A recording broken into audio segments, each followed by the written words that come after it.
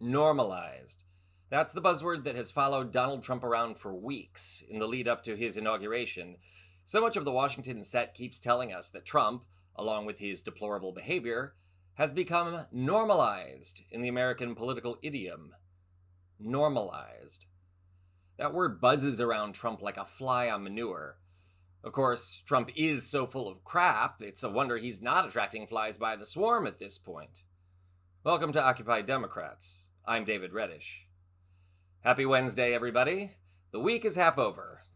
If only we could say the same of our new national nightmare.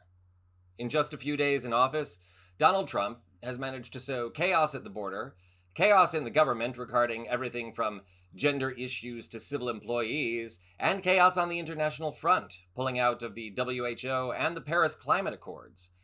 The man has also utterly confused cartographers since he's trying to rename the Gulf of Mexico and Mount Denali. I'm not sure the American president even has that power. But by far, the action that has most infuriated the nation, those of us with a modicum of decency and patriotism at least, is his decision to issue blanket pardons and commute the sentences of January 6th rioters.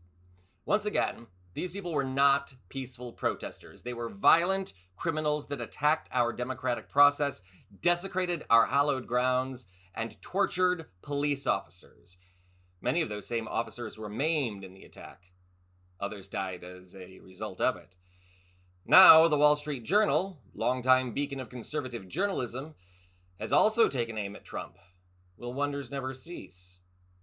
Just as a reminder, Donald Trump said this about the possibility of pardons while on the campaign trail last year.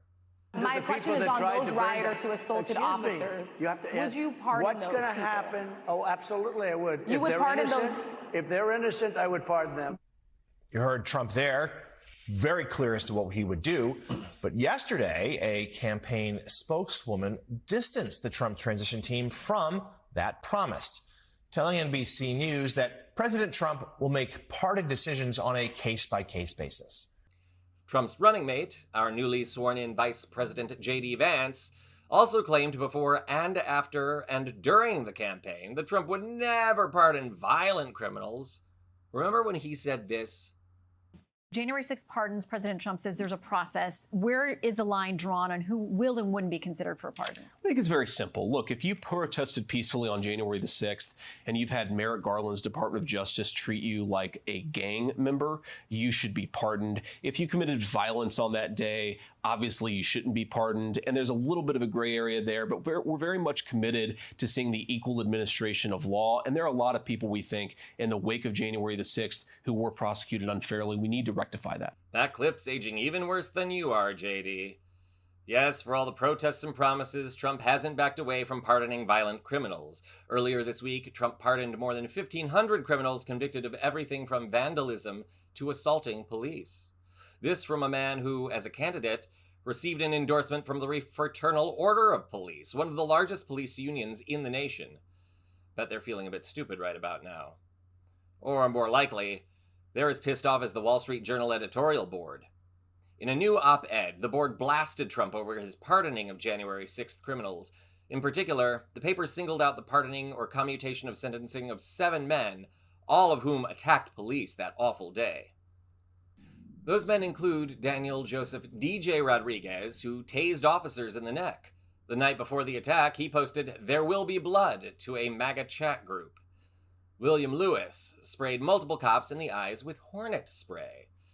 Ronald Colton McCabe used brass knuckles to beat several officers. And Michael Joseph Foy, who attached a Trump 2020 flag to a hockey stick, then proceeded to use it to beat police.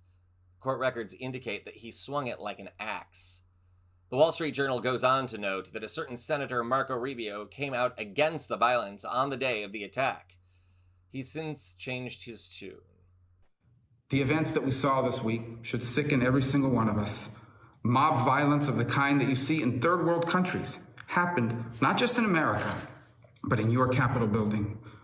I don't care what hat they wear. I don't care what banner they're carrying. Riots should be rejected by everyone, every single time. At the time of the attack, Rubio noted that it was a, quote, stain on Mr. Trump's legacy. He's now Trump's Secretary of State, and he's defending Trump's pardons. I mean, who's to say that if a crowd of folks who are displeased with something that happens at the Capitol in the future, who's to say that they don't just do it again? Yeah, I know, and I understand. I mean, but I think it's unfortunate. You know, our first engagement is I agree to come on this morning with you. I'm going to be working on foreign policy issues, and you want to revisit these issues that are going on in domestic politics. It's not going to happen. My, how the worm has turned. It's tempted to call Marco a worm, but somehow that seems an insult to all vermilion.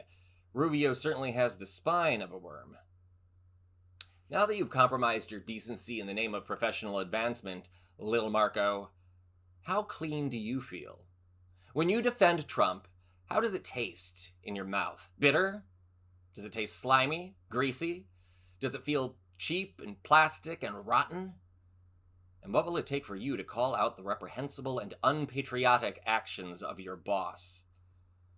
The Wall Street Journal editorial board wants to know, and so do the rest of us. This is Occupy Democrats.